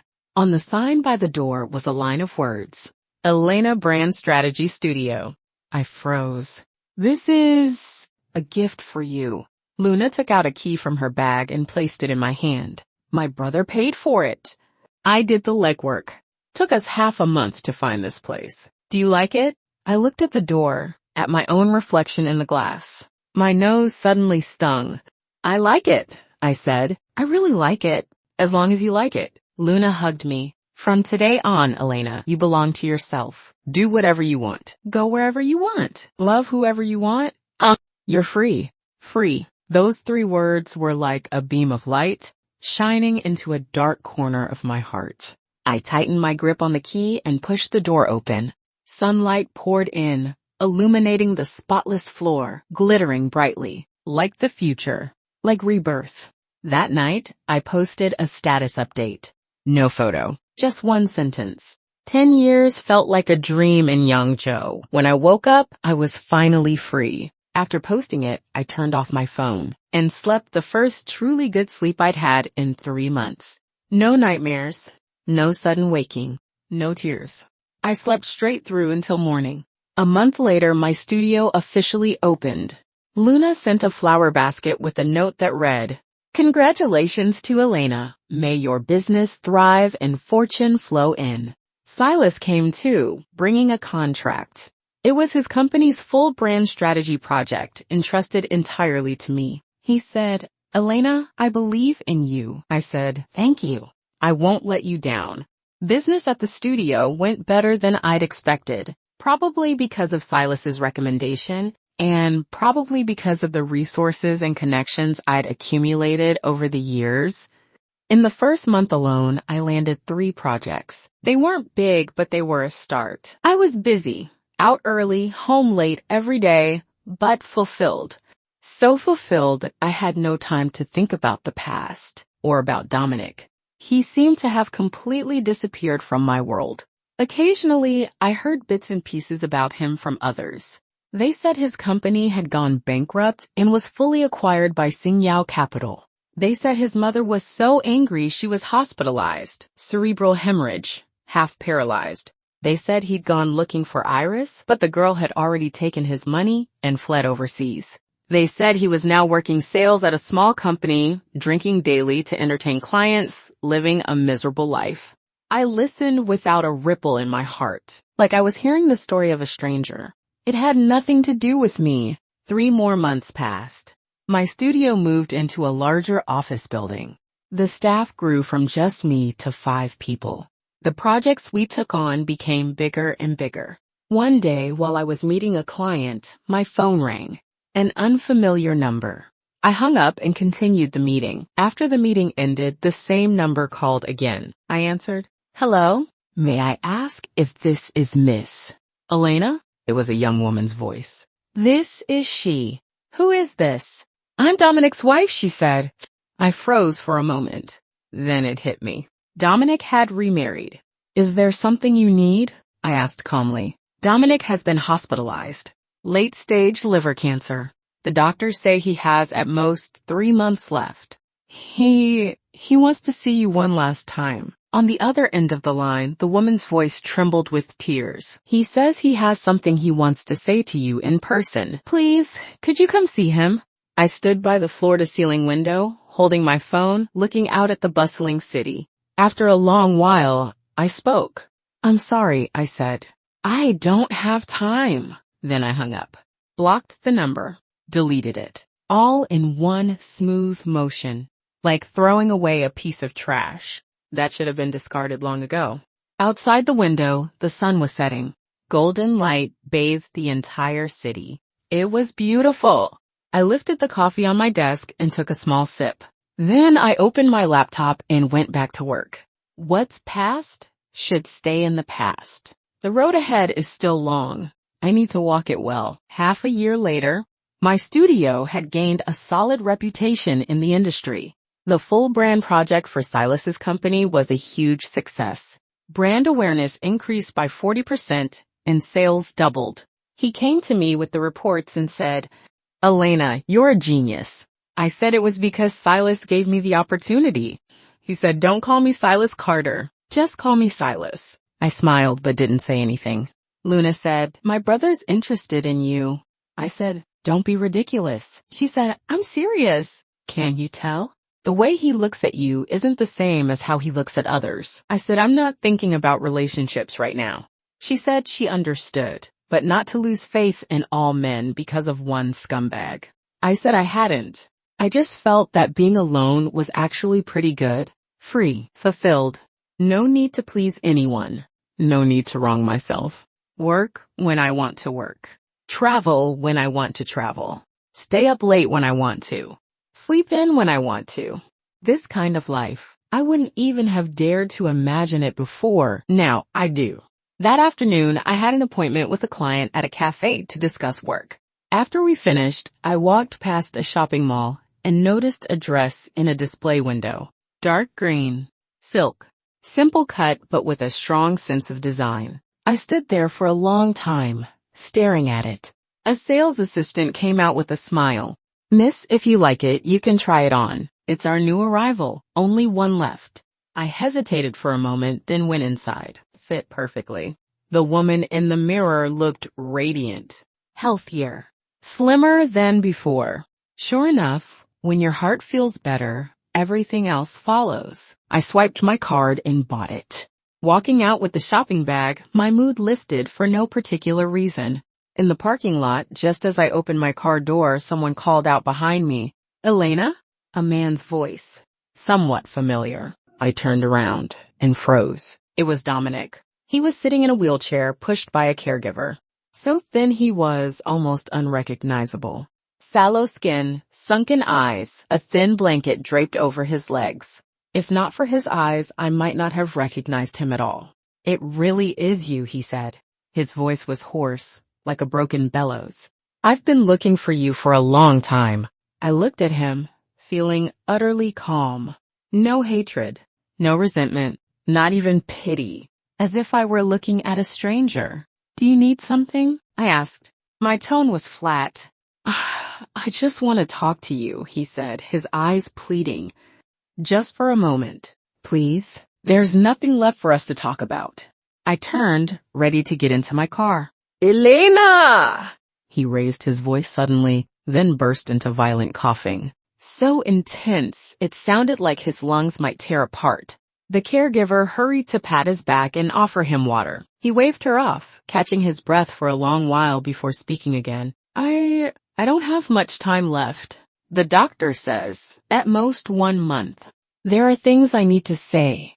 If I don't say them, I won't die in peace." I stood by the car, silent and unmoving. "Just 10 minutes, he said softly, tears glimmering in his eyes. "I'm begging you." In the end, I nodded. Not because my heart softened, but because it no longer mattered. When someone is about to die, there's no point in holding on to grudges. We went to a nearby park. The caregiver pushed his wheelchair while I walked beside them. We stopped at a bench. The caregiver stepped away to wait at a distance. The sunlight was gentle, warm on my skin. "You look like you're doing well," he said quietly. "Yes, that's good." He paused, then looked up at me. "Elena, I'm sorry." 3 words. An apology that came an entire year too late. I smiled faintly and said nothing. "I know it's useless to say this now," he continued, "but I still want to. This past year, I've thought about a lot. About when we first met. About starting the business together. About our wedding. And about all the awful things I did to you. I really know I was wrong." He lowered his head, his shoulders trembling. "I shouldn't have forced you to abort the baby. I shouldn't have cheated. I shouldn't have given you the cold shoulder. I shouldn't have thrown you out with nothing. I was out of my mind back then. I thought that with money and status, I could do anything. I thought you could never leave me, no matter how badly I treated you. I thought that girl truly loved me, that she'd really give me a son. I thought—" His voice broke. He couldn't go on. After a long silence, he continued. "Later, the company was gone. The money was gone. And the woman ran away. That's when I realized how wrong I was. Completely wrong. Elena, the person I've wronged the most in this life is you. I don't ask for your forgiveness. I only hope you live well. Work well. Love yourself well. Find a man who treats you right. Get married. Have children. Be happy for the rest of your life. I'll be watching you from above." Tears fell from his eyes, drop by drop, darkening the blanket beneath him. I sat there, listening quietly. My heart was calm. "Are you done?" I asked. He froze, then nodded. "Yes. Then I'm leaving." I stood up. "Elena," he called after me, "there's one more thing. That child, Iris's child, wasn't mine, was it?" I turned back and looked at him, at the faint, fragile hope in his eyes. "Yes," I said. "I had a paternity test done. It wasn't yours." He closed his eyes and let out a long breath. Relief, or perhaps a deeper despair. "Thank you," he said. "Thank you for telling me the truth, so I can die knowing." I didn't reply. I turned and walked away. After a few steps, I stopped. "Dominic." He opened his eyes and looked at me. "If there is a next life," I said, "don't meet me again. What we had was too painful. So painful that I never want to live it again. So in the next life, let's not meet. You live yours. I live mine. No debts. No encounters." "That would be good." I didn't look back again. Behind me came his suppressed sobbing, like a wounded beast crying in despair. But I didn't care anymore, truly. I got into my car, fastened my seatbelt, and started the engine. In the rearview mirror, his figure grew smaller and smaller, until it became a dot and disappeared. As if he had never existed, I rolled down the window and let the wind rush in. Then I turned on the music. It was a song by Chan. 10 years ago, I didn't know you. You didn't belong to me. 10 years later, we're friends who can still say hello. But that tenderness no longer has a reason to become an embrace. In the end, lovers inevitably become friends. I hummed along, and suddenly smiled. And then tears fell. But they were sweet. Really? Sweet. That night, I had a dream. I dreamed of my 23-year-old self and 23-year-old Dominic. We stood at the school gate. He was riding a bicycle, carrying me beneath the shade of plane trees. The breeze was light. The sunlight was warm. He turned back and smiled at me. Elena, when I graduate, I'll marry you. I'll buy you a big house, beautiful dresses, and make you the happiest bride in the world. I said yes. Then I woke up. My pillow was soaked, but my heart felt at peace. Some goodbyes take a very long time, so long that you think you'll never get past them. But when you finally do, you realize it was only a dream. And once you wake up, it's over. Another month passed. Luna told me Dominic was gone. He passed away quietly one early morning. His mother, Mabel, left half paralyzed after her stroke, was sent to a nursing home. I heard no one ever visits her. I said, oh, and went back to working on my proposal. Luna looked at me and sighed. Elena, do you still hate him? My fingers paused on the keyboard. Then I shook my head.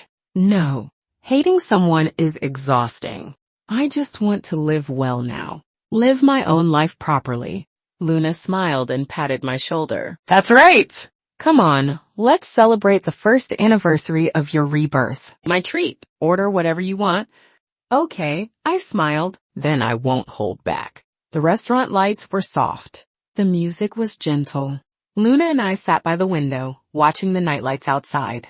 Oh, right. There's something I need to tell you, Luna suddenly said, her expression turning serious. What is it? My brother is getting married. I froze for a moment. To whom? You don't know her.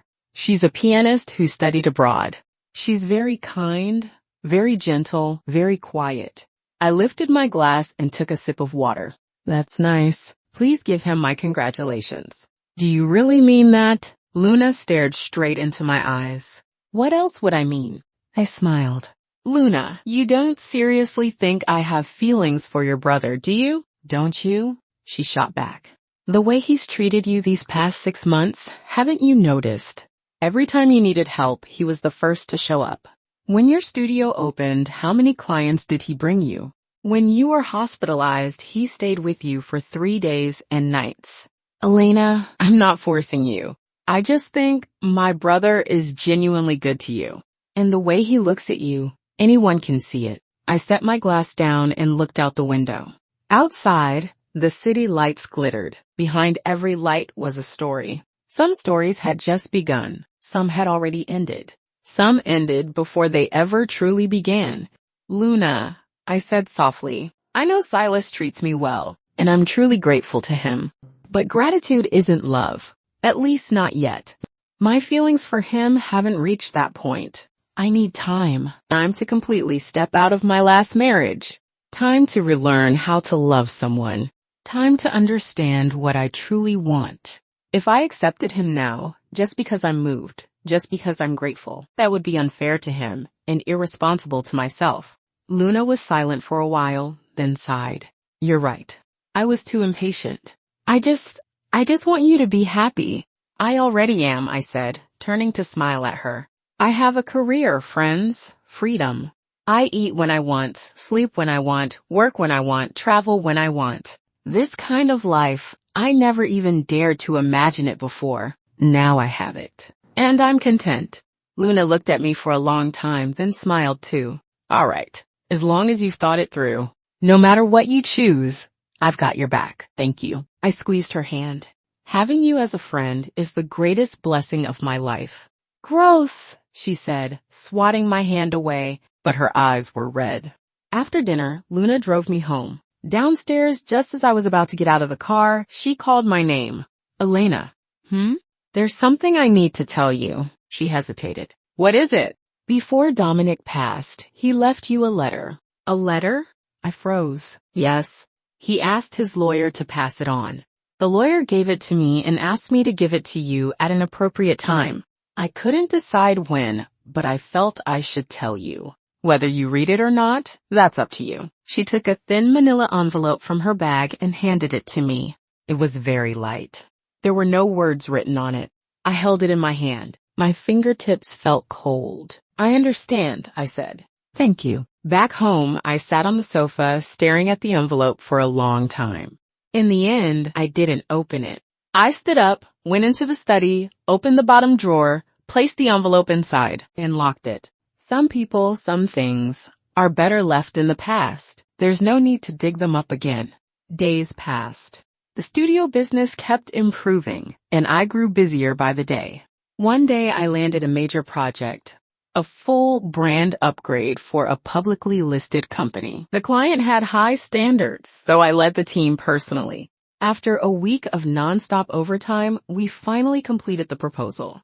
The client was very satisfied and signed the contract on the spot. When I left their building, it was already 9 p.m. After 70 years. I stood at the entrance and took a deep breath.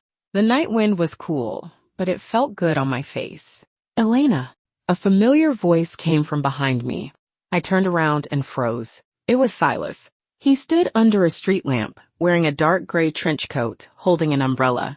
At some point, a light rain had begun to fall. Silas? What are you doing here? Waiting for you. He walked over and held the umbrella above my head. Luna said you were meeting clients around here and might be late. I happened to be nearby, so I came to check. It started raining. I was worried you didn't bring an umbrella. He said it casually, but a warm current surged in my chest. Thank you, I said. Come on, I'll take you home. Okay. We walked side by side toward the parking lot. The rain was light, fine, and steady, tapping softly against the umbrella. Neither of us spoke. But it wasn't awkward. There was a rare sense of calm. When we reached the car, he opened the door for me. Get in. It's cold outside.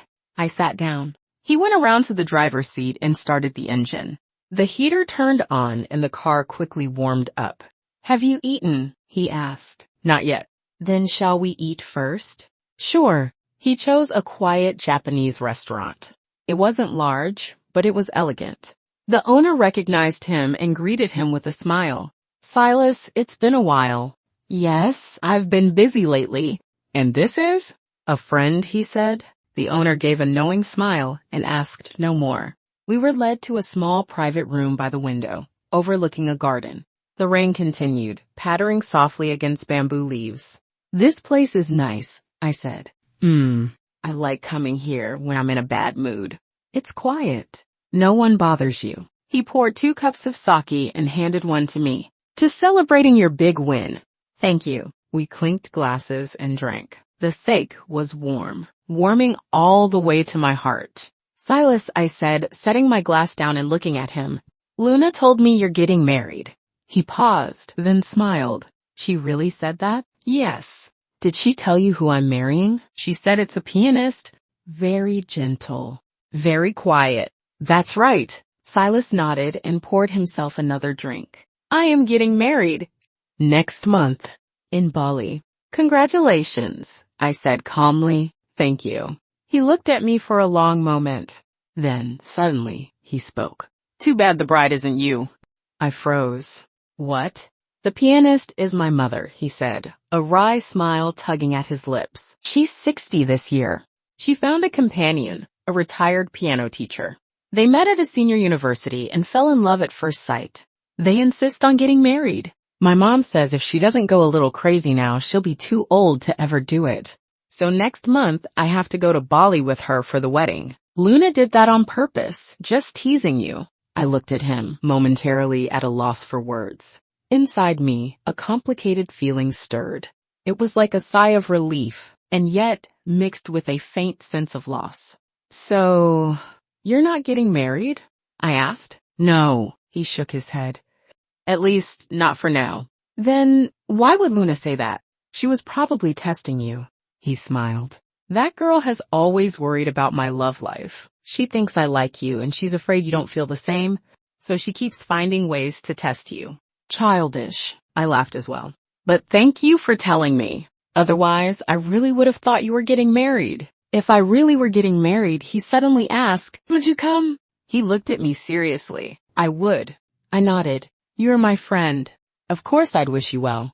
Just a friend? He pressed. Silas, all right, I'm teasing. He cut me off and raised his glass. Come on, let's drink. To friendship. To friendship. I lifted my glass too, but for a brief moment my heart was in chaos. That night he walked me downstairs to my building. The rain had stopped and the air smelled faintly of wet earth. Thank you for bringing me home, I said. You're welcome. He stood by the car looking at me, hesitating. What is it? I asked. Elena. His voice was soft. There are some things I hadn't planned to say, but today I want to say them. Go ahead.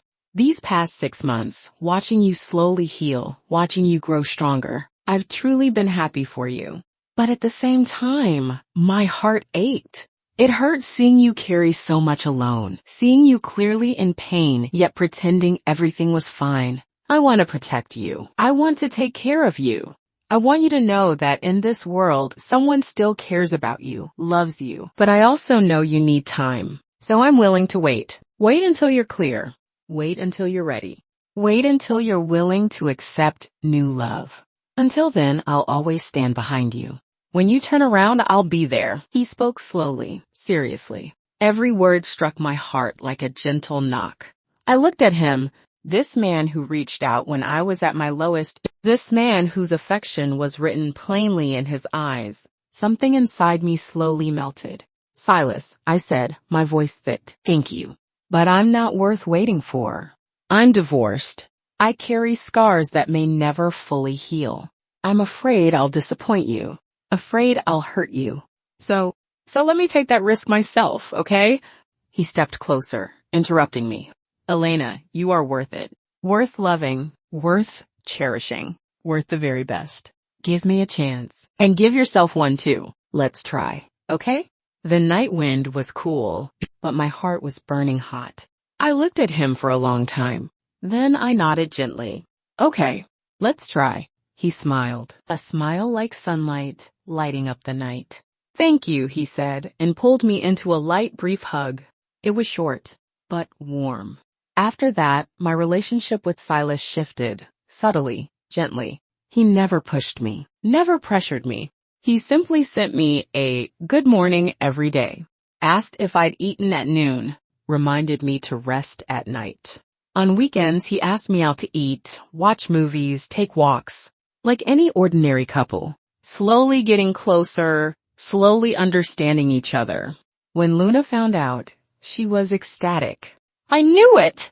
I knew there was something between you two. My brother's stubborn.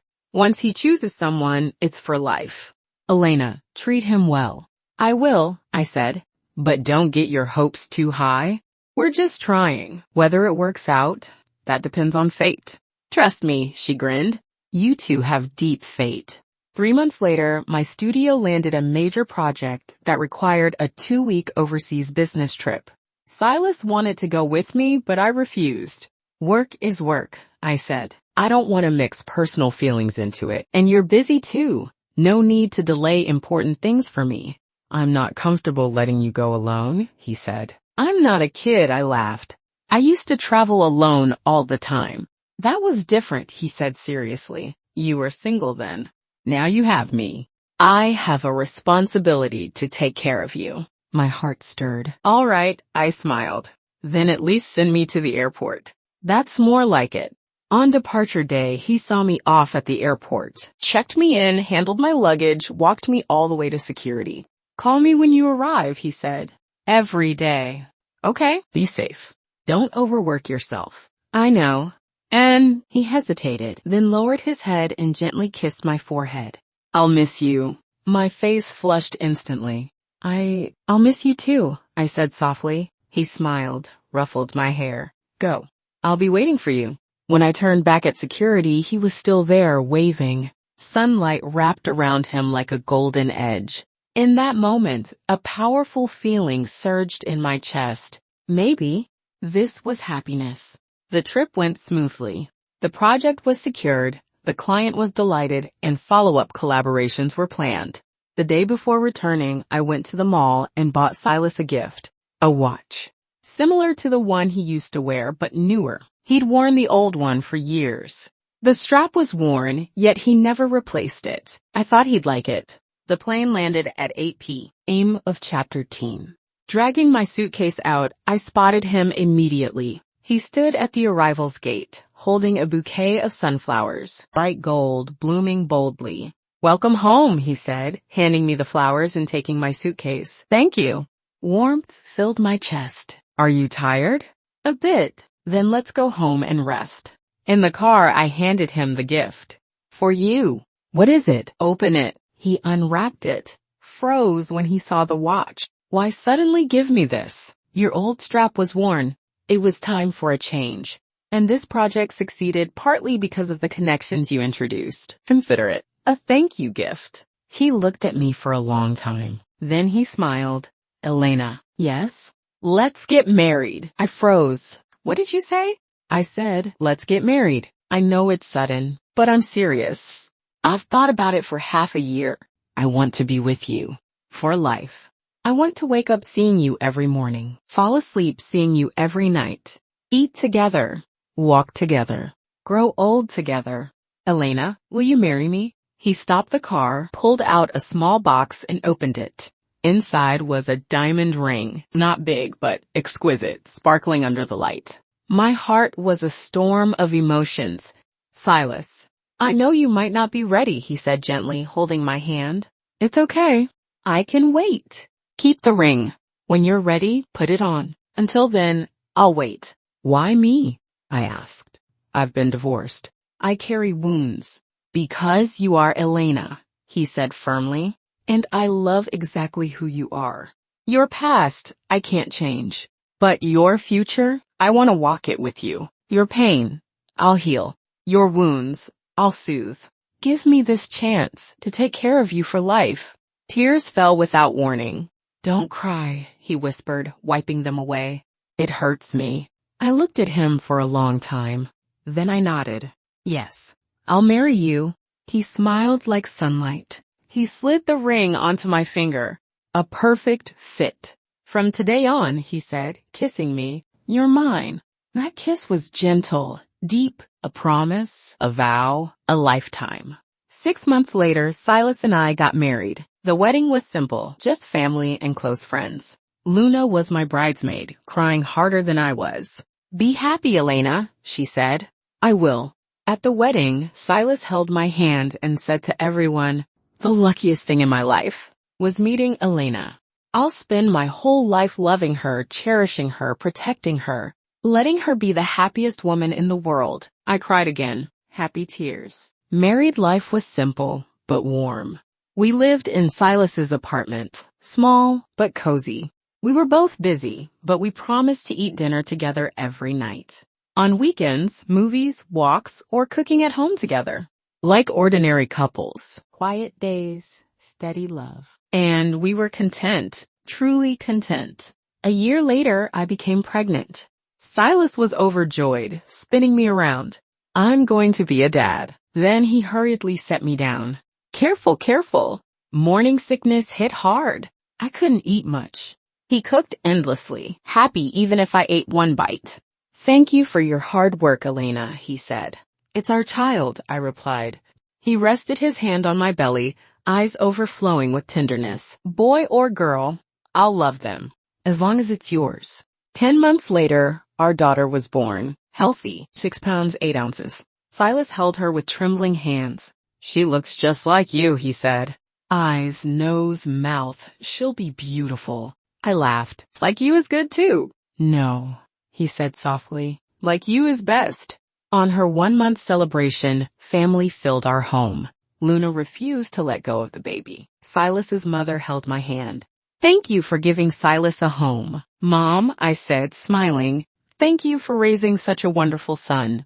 That night, after putting our daughter to sleep, Silas and I sat on the balcony. The breeze was soft. The stars were bright. "Elena." "Yes?" "Thank you."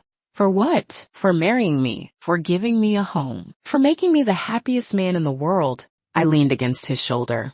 The one who should say thank you is me. Thank you for not giving up on me when I was at my lowest, for giving me the courage to love again, for showing me that I deserve love and happiness.